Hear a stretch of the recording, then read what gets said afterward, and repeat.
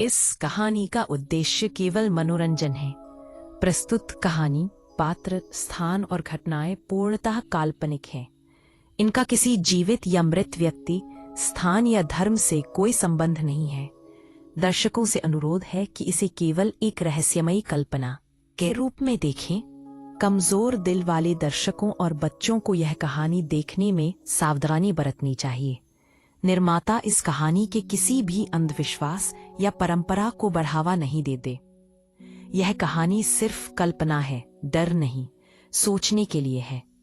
एक छोटा सा सुंदर गांव, हरे खेत, नीला आसमान और बच्चों की हंसी।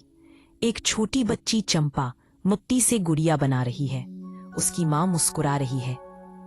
लेकिन घर के पीछे पुराना कुआं है जिसे सब मनहूस कहते हैं। कुआं सूखा पड़ा है, उस पर पुराने लाल धागे बंधे हैं। पास में एक टूटी तख्ती लगी है, यहाँ मत झांकना। हवा चलती है, तख्ती हिलती है और कुएं के भीतर से धीमी हंसी सुनाई देती है। चंपा अपनी गुड़िया पूरी करती है। वो उसे प्यार से उठाती है और कहती है कि अब ये उसकी सबसे अच्छी दोस्त है। गुड़िया के चेहरे पर एक अजीब सी मुस्कान खुद ब खुद उभरती है। रात में बारिश होती है, बिजली चमकती है।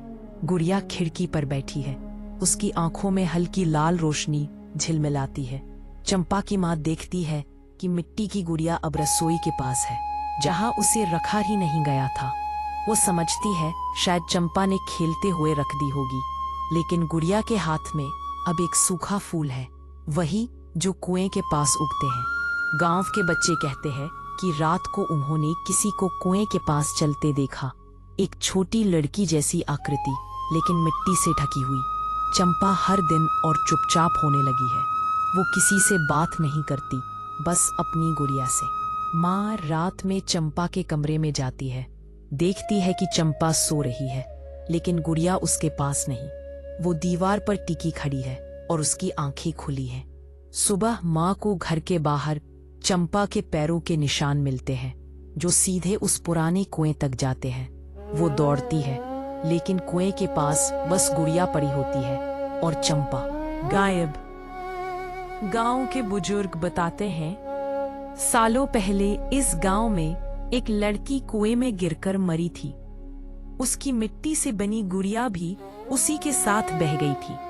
कहते हैं उसकी आत्मा हर बार किसी बच्चे की गुड़िया बनकर लौटती है। गांव वाले कुएं को ढक देते हैं, लेकिन रात में हवा के साथ फिर वही हंसी गूंजती है। खिड़की पर वही मिट्टी की गुड़िया बैठी है। इस बार उसकी आंखों में आंसू है।